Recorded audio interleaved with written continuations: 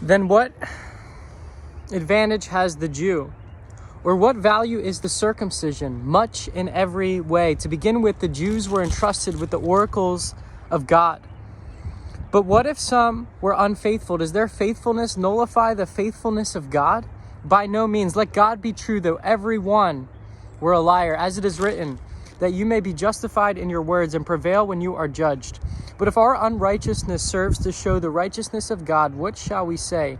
That God is unrighteous to inflict wrath on us? I speak in a human way. By no means. For then how could God judge the world? But if through my lie God's truth abounds to his glory, why am I still being condemned as a sinner?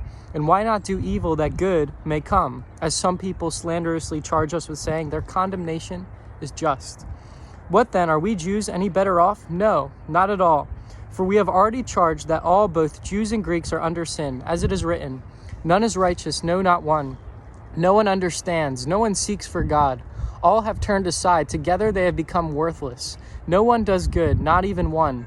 Their throat is an open grave. They use their tongues to deceive. The venom of asps is under their lips. Their mouth is full of curses and bitterness. Their feet are swift to shed blood. In their paths are ruin and misery, and the way of peace they have not known. There is no fear of God before their eyes. Now we know that whatever the law says, it speaks to those who are under the law, so that every mouth may be stopped, and the whole world will be held accountable to God.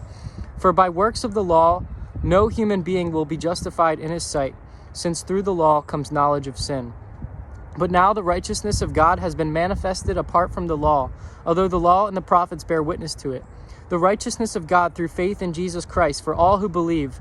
For there is no distinction, for all have sinned and fall short of the glory of God, and are justified by his grace as a gift through the redemption that is in Christ Jesus, whom God put forward as a propitiation by his blood to be received by faith.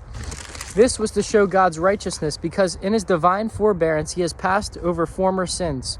It was to show his righteousness at the present time, so that he might be just and the justifier of the one who has faith in Jesus.